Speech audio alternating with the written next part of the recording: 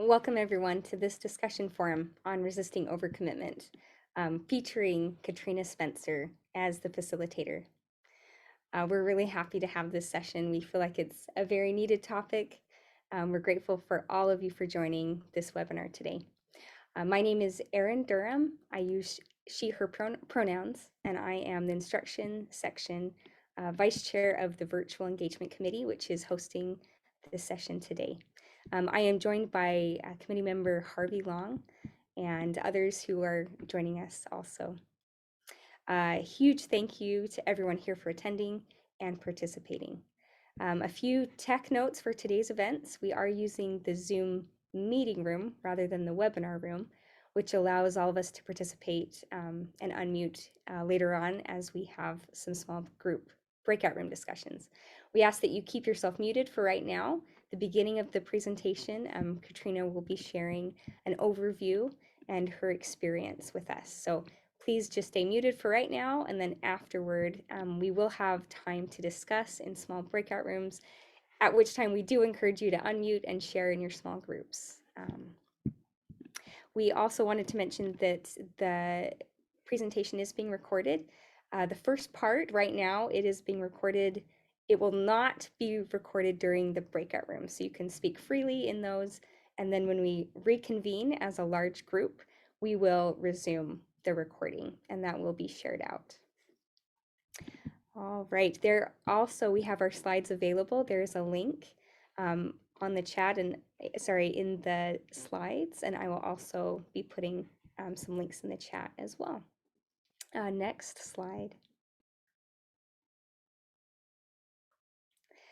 We are very excited to introduce Katrina Spencer, our presenter and discussion facilitator today.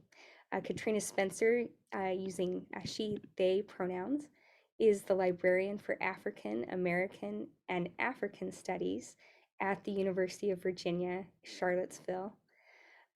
She is the author of The Comprehensive Guide to Resisting Overcommitment, published in We Here's Uproot Journal. Katrina shares tips for navigating the academic librarianship job market on her TikTok channel at CatLeeSPE, and see her personal website, www.catleespe.com, for more. We invite you to consider donating to Katrina's crowdsourced honorarium to provide some financial compensation for Katrina's expertise and her labor and time. You can donate using Cash App, Venmo, PayPal, other options there. We really appreciate Katrina sharing her expertise and research and time with us today. We also wanted to highlight the resources that Katrina has prepared. You can see the comprehensive guide to resisting overcommitment and other resources if you check out the discussion digest link. I'm also going to put that and share that in the chat with everyone. So that's tinyurl.com /LIS overcommitment. Let me put that in the chat. And that should take you there. We also have some of the discussion questions for today that we will be talking about. And then finally, slide 3. This is the discussion ground rules. We do want to have a welcoming, inclusive, and respectful conversation today. So we just ask that everyone help bring that environment. And we just wanted to note that we will plan on removing anyone that is who is disrupting the discussion or is inappropriate in any way. But we are looking forward to having a nice dialogue together. So with that, we'd like to go ahead and get started. I'm excited to turn the time over to our discussion facilitator and presenter, Katrina Spencer.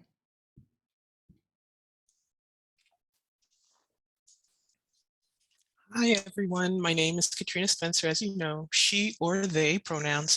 Thank you so much, Erin, and also Alois for the work that you're doing behind the scenes. As you all have heard, I work at the University of Virginia, which is the traditional homeland of the Monacan Nation. If you'd like to learn more about the Monacan Nation, please see the book that is listed on the slide called Monacan Millennium. Also, we would not have the University of Virginia without the labor that was exercised by enslaved Africans and their descendants. And if you want to learn more about that history, you have two books to choose from that are on the slide as well. One is called Educated in Tyranny. The other is called Thomas Jefferson's Education. I am here today to talk to you a little bit about the article that I wrote, The Comprehensive Guide to Resisting Overcommitment. And as Erin mentioned, I just want to give you a little bit of an overview of what we're going to do today. So in these first 20-ish minutes, I'm going to talk about the origin of the article, where it came from, what prompted it, and the impact that it has had on my life to some extent.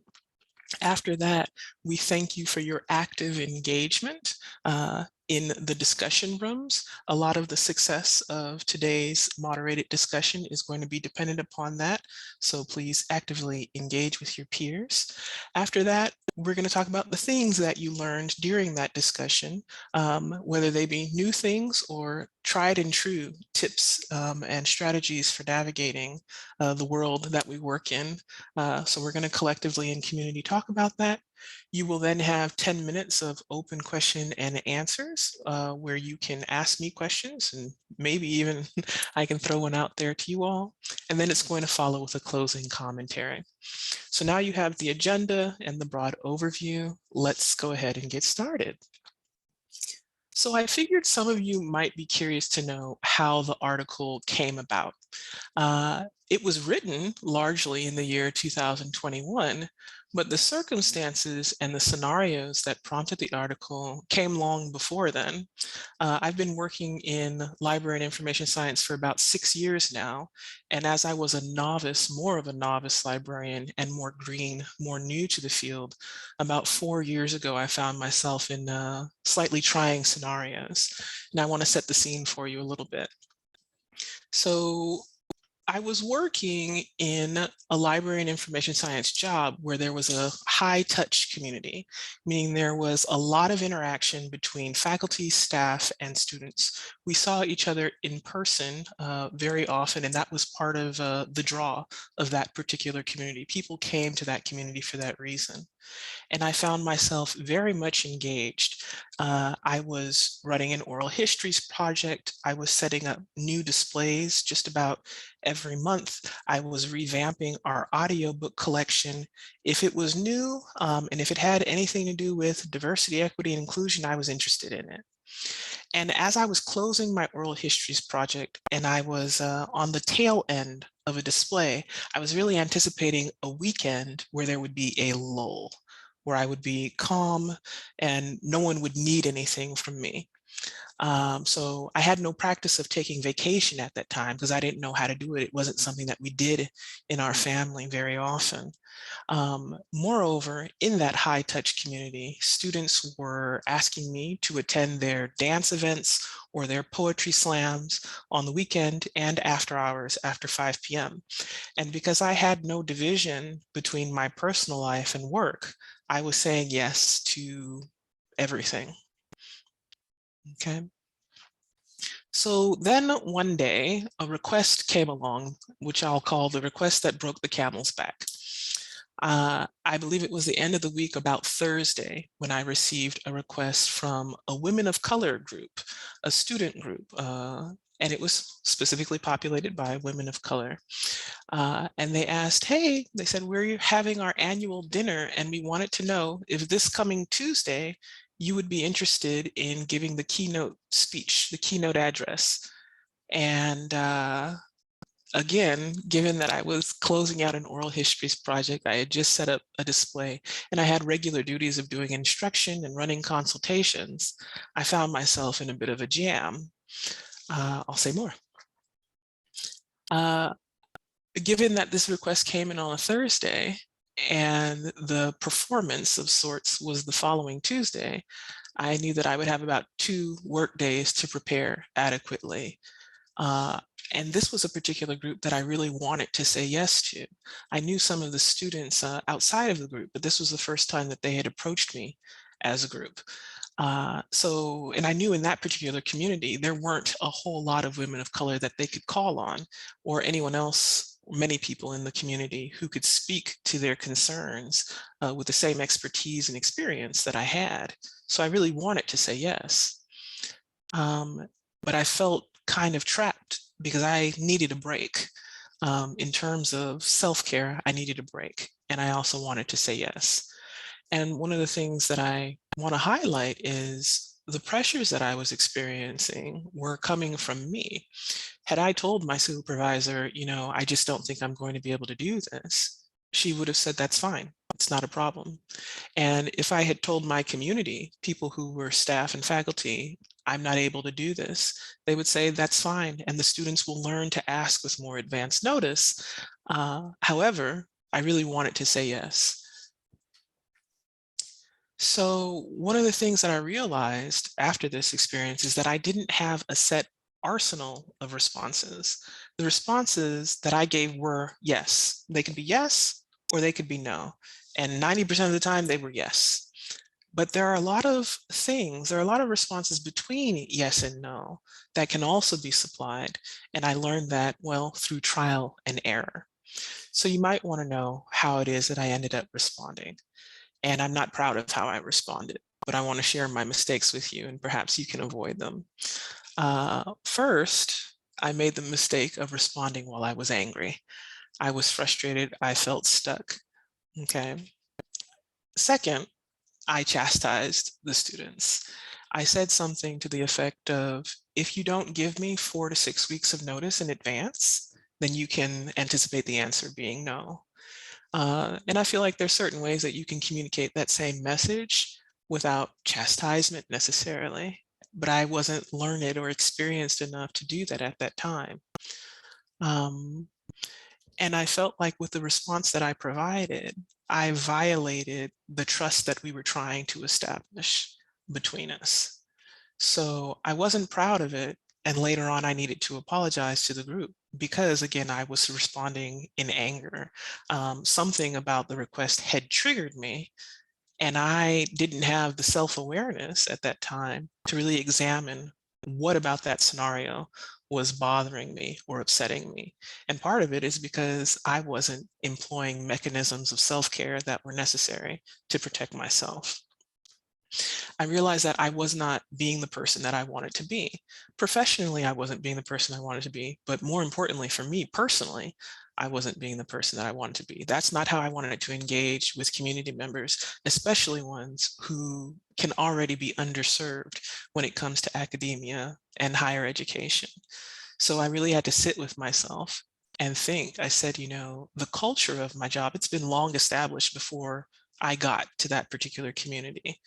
And I didn't think that it was going to change. Those requests were going to keep coming in, whether they were conscientious with 6 weeks of advance notice, or if they were with less than 24 hours notice. And if I couldn't change the culture, I needed to change the way that I was responding to that culture. I needed to set up strategies, boundaries, and mechanisms that would be self-protective. So again, while the article, the actual writing and the typing happened in 2021, the lessons that fed the article happened long before then. Okay. So one of the things that I realize now is that there were several alternative responses that I could have offered, and I'm going to list some of them for you. One of the things I could have said was, thank you for thinking of me. I won't be able to make it. And that would not have damaged any of the relationships. I could have said, I can come and enjoy the dinner with you, but I won't be able to prepare a speech on that timeline, which is very honest. It's very transparent, and it's supporting the idea of community without compromising my rest, right? Another thing I could have said was, please sign me up for next year. This sounds like a great opportunity. And if we do it next year together, I'll have more time to be more prepared. Okay. Notice that these 3 answers are not quite yes and they're not quite no. They're something between yes and no. There's a lot that exists between those two words, and that's part of the point of the article. The article is just as much about saying no as it is about saying yes and finding ways to do it that protect our time and our energy and our enthusiasm for our work. Another thing I could have done is waited until I felt less triggered and responded then. Um, and that might have inherently communicated to the students, this person is not going to be available to serve us on Tuesday. We might need to look for someone else, because I'm the person who interpreted the request as being urgent. They didn't say, urgently, we need you to respond within 24 hours. I'm the person who put the pressure on myself to do so. And then we could propose an alternative, right? At the end, I could say, perhaps I can attend one of your group meetings. If you all meet once every 2 weeks, perhaps I can meet with you and commune with you then, and then I'll have more time to prepare. These are all responses that help to sustain the desired relationships, and they're not yes and they're not no. So that's something to think about. So thinking about that, I wanted to highlight why it is part of the reason that we are giving this presentation to library workers who work in instruction. I find that people who work in instruction within library and information science are frequently not just working in instruction, right? We are doing instruction and research. We are doing instruction and outreach.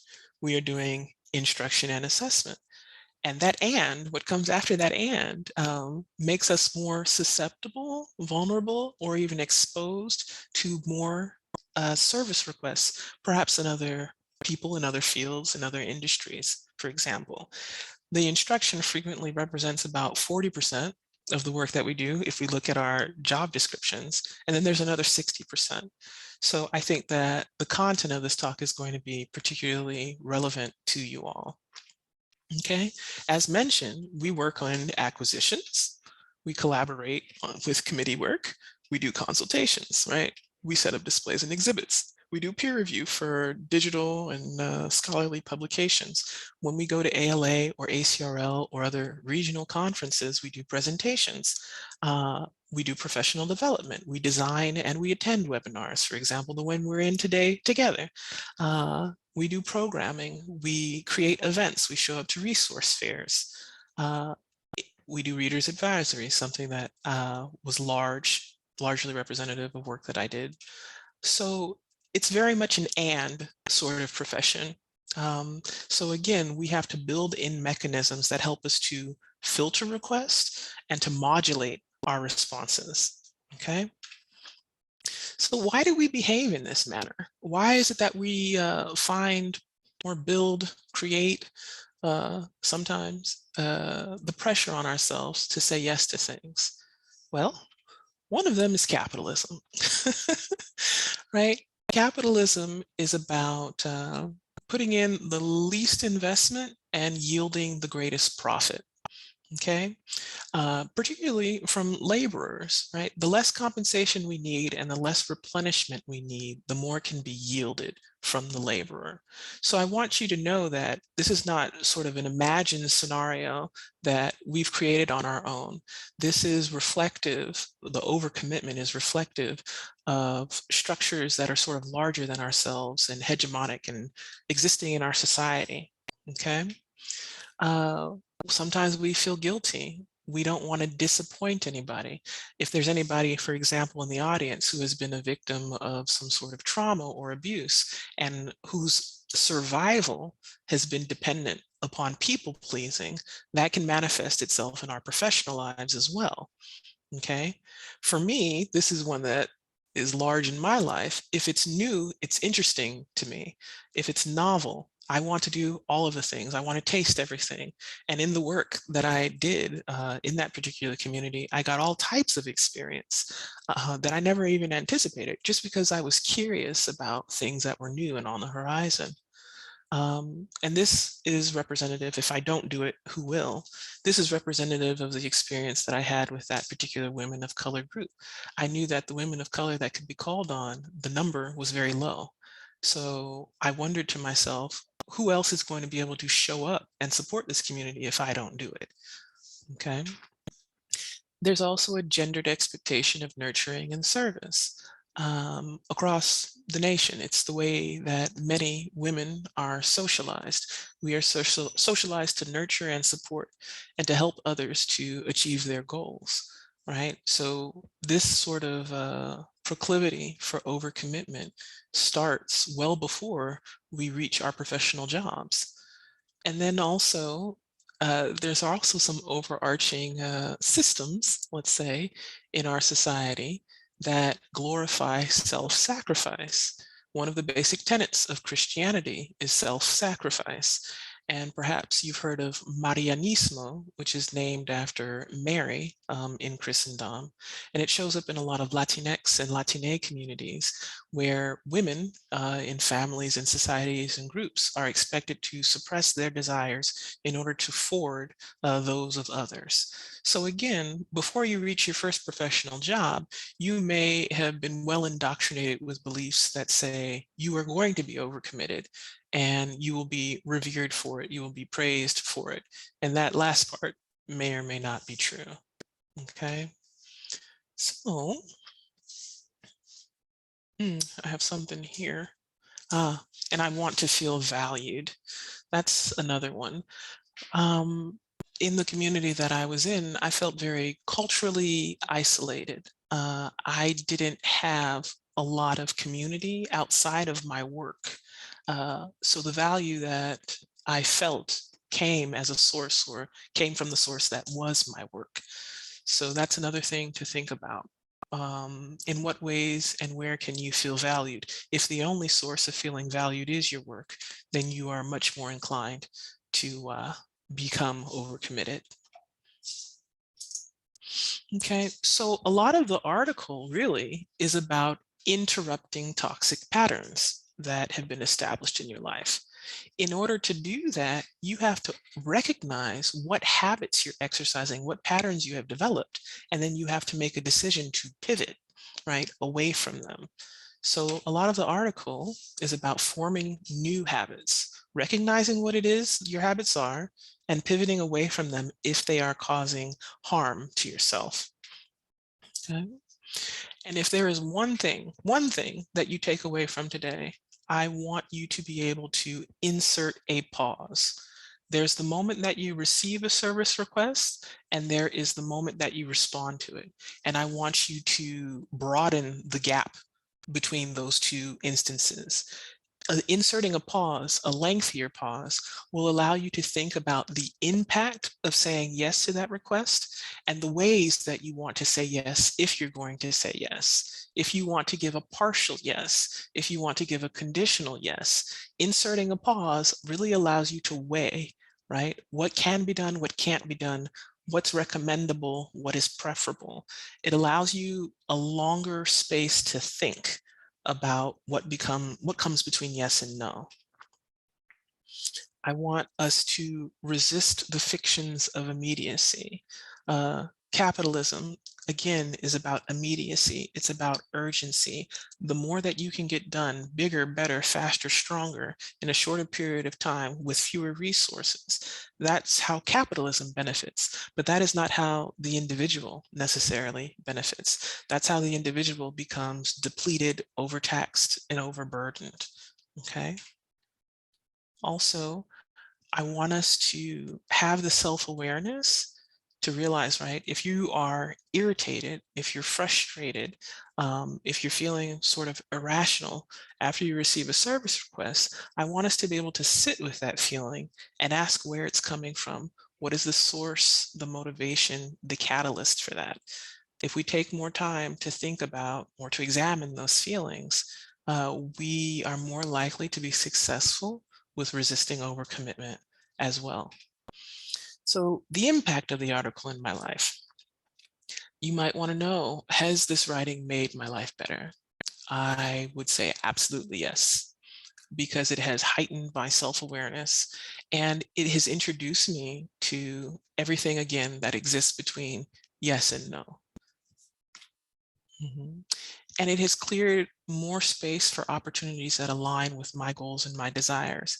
I am no longer saying yes as a knee-jerk reaction. I am saying yes because I am invested in something, right? And I can plan around it, and I can anticipate it, and I can structure it in a way that makes it sustainable. The writing of the article and those experiences have taught me for myself the right reasons for saying yes. And those reasons, right, for me might be different from your own, but finding out what those reasons are is a really good self-protective practice. The article has given me permission to, again, identify timelines that work for me, saying, I'm going to need about 3 days. I'm going to need 6 weeks. And it helps me to assert boundaries that work for me. It has given me permission to choose roles for myself.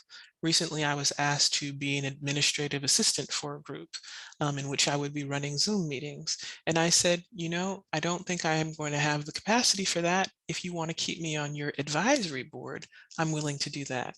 So it allows me to say yes in ways that work for me. And it allows me to name how it is I want to engage with a project and how it is that I'm not able to do so. Okay. So those are some initial thoughts that I wanted to share with you all before we enter into our small group discussion. Uh, you will have, again, about 20 minutes to discuss the questions that I'll be reading to you. Erin is going to share them in the chat. And when you do come back, we are going to ask that you use the electronic raising your hand icon so we can keep a queue, a line for how those responses come in. And we can have, again, a respectful dialogue that we can continue. So let me go ahead and read the questions to you, and then I'm going to hand it off to Erin.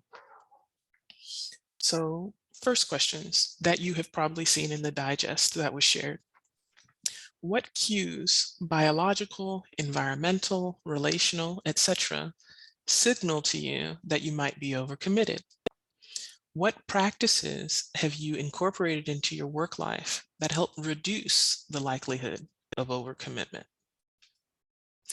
What advice regarding overcommitment might you give to someone who is new to the library and information science field? Share about a time you said no or declined a service engagement and what followed. Gratitude, bitterness, rescheduling, reformatting of the request, retaliation, etc.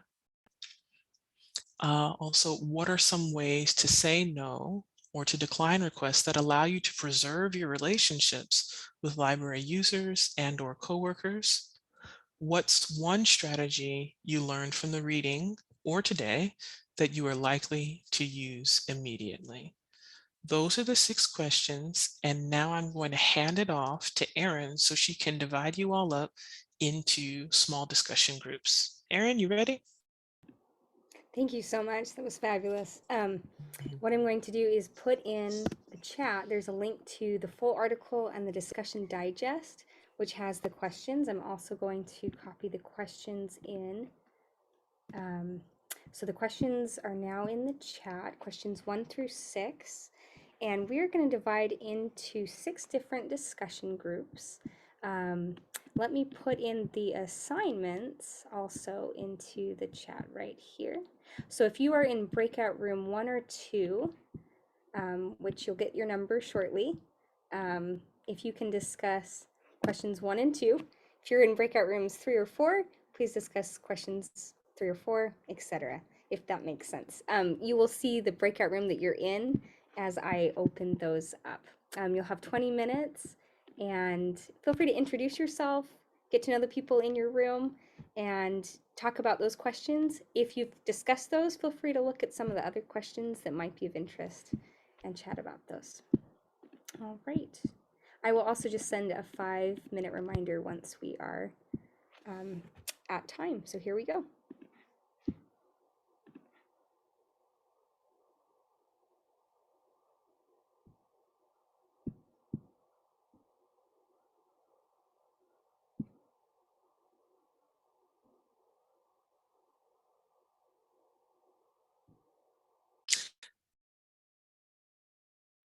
Okay, so welcome back. I hope you all feel that you had enough time to respond to the questions and have some meaningful discussion.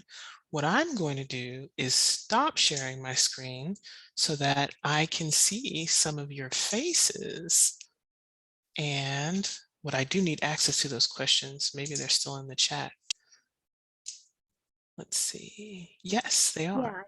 I can repost them too. Let me do that as well. Okay. So how about we first speak with groups 1 and 2? You all had questions regarding the cues that signal to you that you might be overcommitted, and also practices that you have put in place to reduce that overcommitment. So we're going to ask again that you use the little icon to raise your hand so we can keep a queue of who it is that wants to respond, and then we can call on you all. Who would, maybe Harvey, are you helping me with that process or? Yeah, okay, great. So we'll see if any hands come up from people discussing questions 1 and 2. I see Laura's hand first, Katrina. Please, Laura, jump right in. All right, let me go ahead and lower my hand so I don't forget to do that.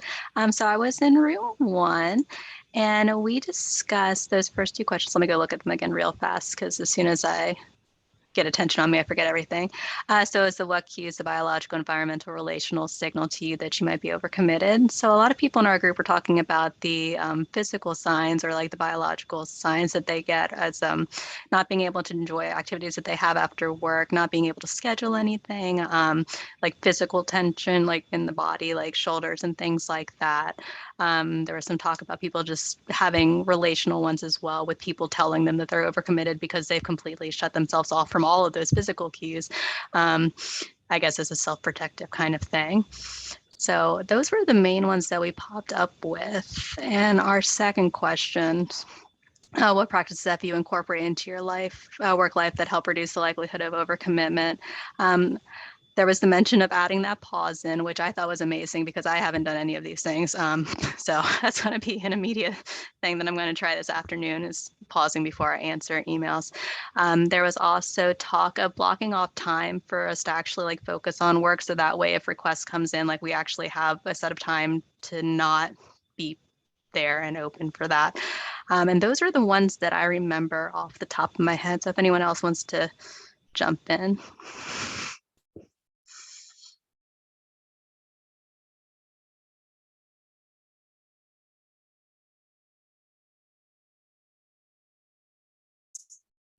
I think an additional one is if you wake up in the morning and you're dreading going to work, that's another. All right. That's a very good one, actually. Yeah. Another one that I mentioned in the article is if you find yourself avoiding your library users, not because you dislike them, but because you're afraid that they're going to need something else from you and you're going to have to produce or deliver or respond or be emotionally available, then you probably have too many things being asked of you and you probably said yes to too many things. So you mentioned inserting the pause. Other things that people have incorporated into their lives to reduce the likelihood of overcommitment.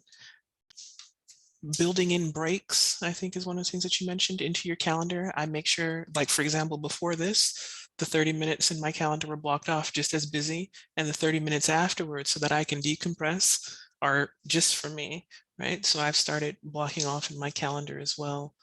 I'm trying to monitor the chat and speak as well, just to see if there's anything new coming in. Other comments from anyone else? Is this everyone who's in the room right now? Everyone, okay. Okay, well, that's helpful for monitoring time then. Okay. All right, well, let's look at questions 3 and 4. We've got, what advice regarding overcommitment might you give to someone new to the library and information science field? And also share about a time that you said no and what followed. Melissa? Hi. Oh yeah, let me remember to lower my hand. I was in group 4 with Alex and Zan, and we actually have a new MLS in our group, which was Erica. So we were sharing our experiences and wishing her luck.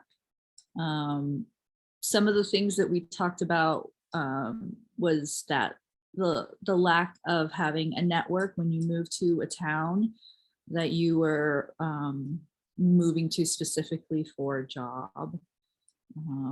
We talked about 2 articles. I think I plopped them into the chat, but one was that are the librarians okay? Which is a really great article about how it's very hard for us to say no. So we just keep saying yes. Let's see what else for the questions, and please, Zan, and interrupt me, and Erica, interrupt me if you have other things. But what Zan said, I think that was very important is, focusing on what projects you want to work on, being very intentional and deliberate in choosing what you say yes to, because it is very important, if you're stretched thin, to maybe my advice is, if you do say yes, maybe getting yourself out of situations by saying, I can work on that project maybe next year, but this year I'm feeling I'll have a lot on my plate. So being able to just kind of say no, but yes, I think that's a very important way for us, because it is so hard for us to say no. And then a time about how we declined. I was talking about, my dean asked me to work with Hati Trust on a project. And it has nothing to do with my field. I'm a public services librarian, but I was helping individuals with OCR and scanning documents. And I didn't want to say no to my dean, but I was also actually kind of interested in how it works. So I did do that project for 2 semesters. And then that's when I was able to say, I need to take a break. I could possibly come back later. And I did feel guilty, but it was just not in my wheelhouse, but I did learn a lot. Thank you for sharing about that, Melissa. If anybody wants to jump in, I want to make sure that you have the opportunity to do so.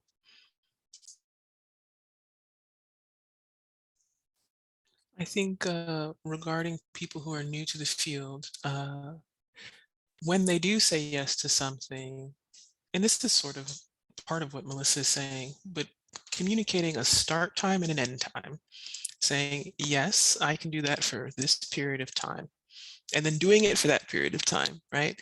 And or requesting a collaborator, I would be happy to co-lead that group for this period of time, right? So making sure that the burden of responsibility is a shared one so that the load is lighter. I think that's something that I would share with people new to LIS. And something that you'll likely find as well is that a lot of this boundary setting is not just good for the workplace. It's also good for a lot of your personal relationships. Letting a friend know, I can meet with you, from 4 to 5:30, not I'll meet with you this evening, right? And it ends up being a 5-hour meet and greet. Okay, so setting limitations and boundaries.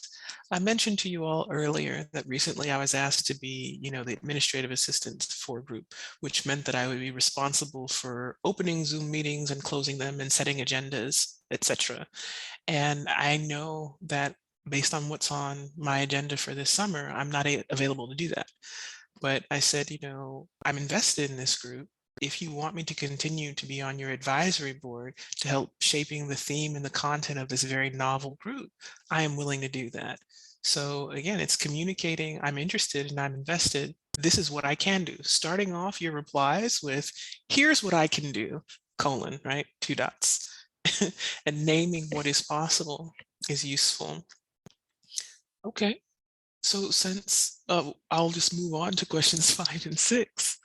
Let's see. So what are some ways to say no or decline requests that allow you to preserve your relationships with your library users and or coworkers? And also, what is a strategy that you learned from the reading or today that you are likely to use immediately?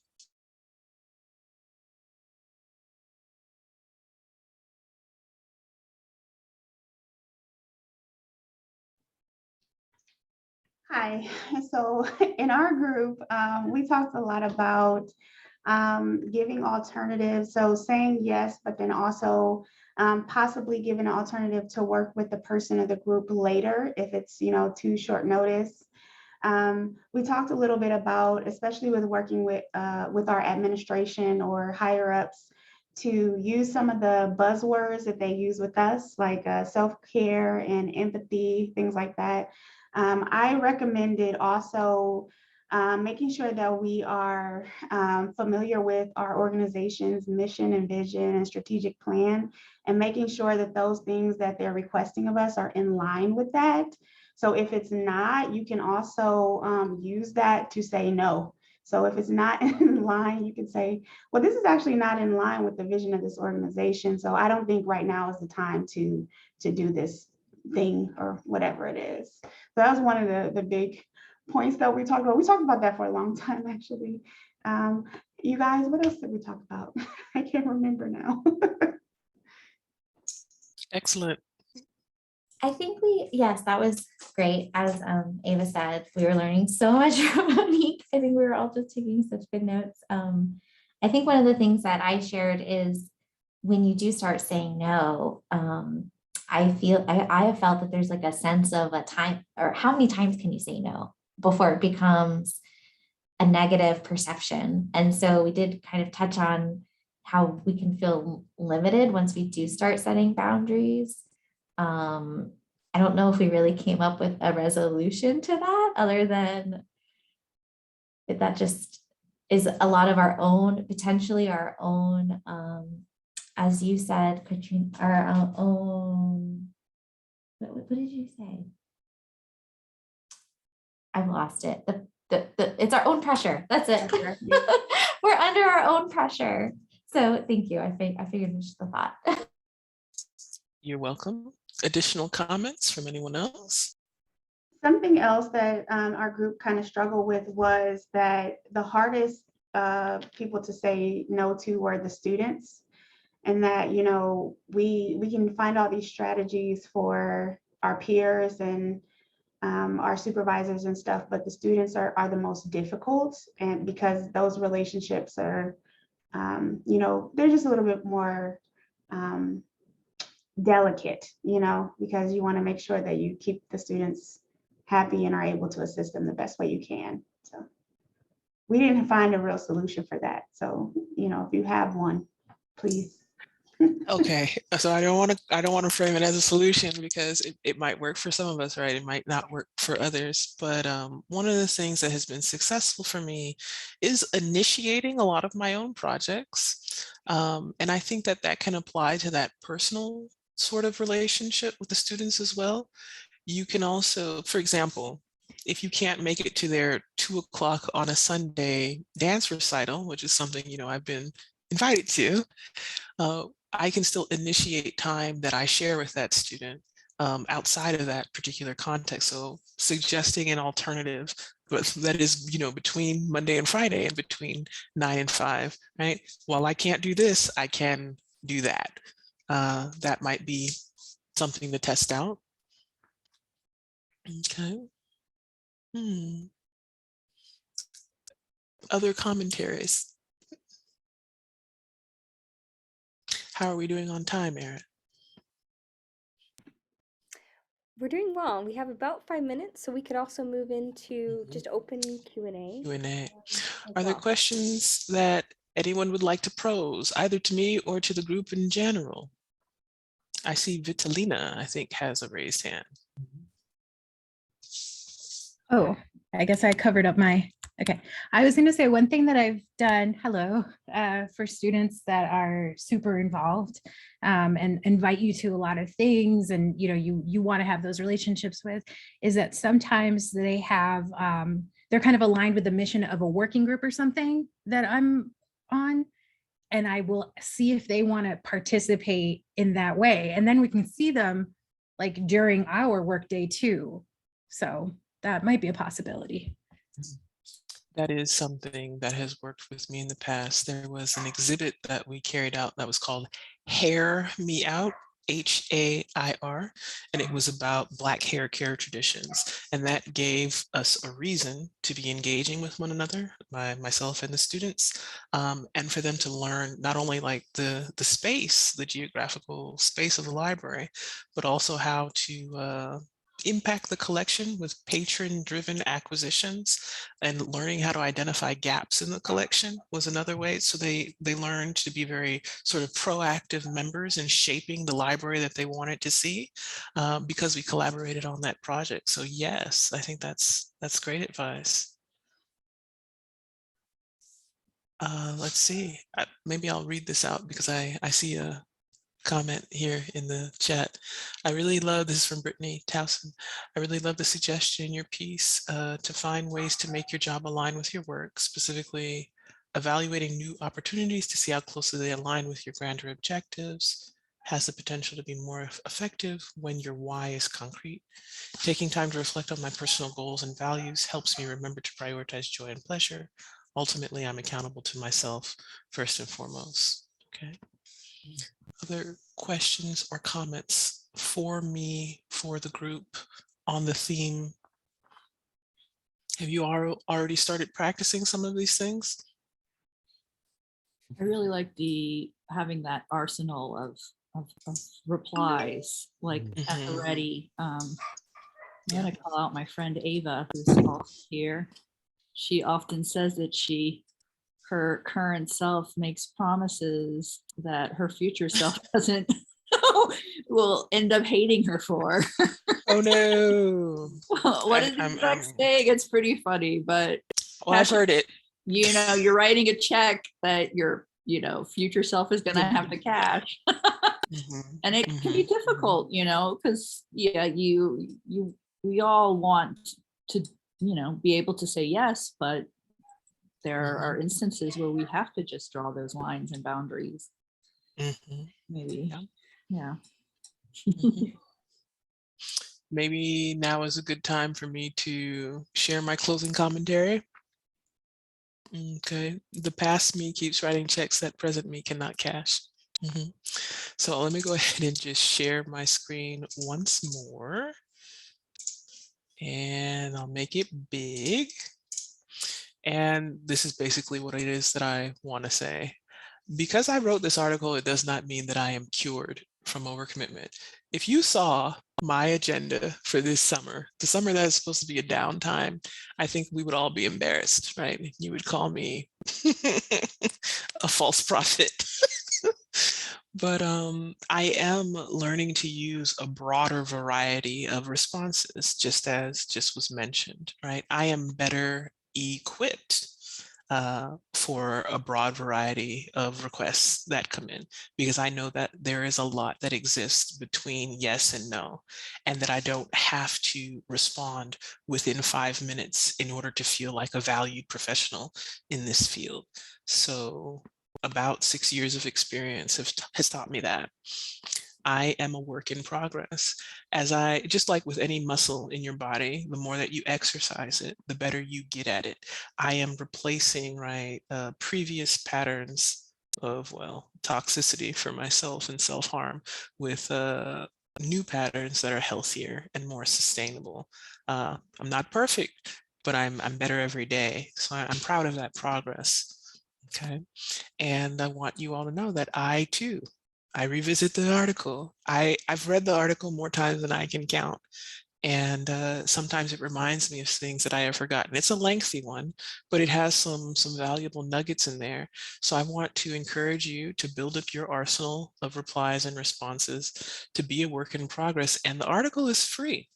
You can download the PDF, meaning go back to it as many times as you need, right? And feel free to hit me up, on Twitter if you have something that additional that you think I should consider. So thank you so much for attending today, and I'll see you around the virtual librarianship sphere. Okay.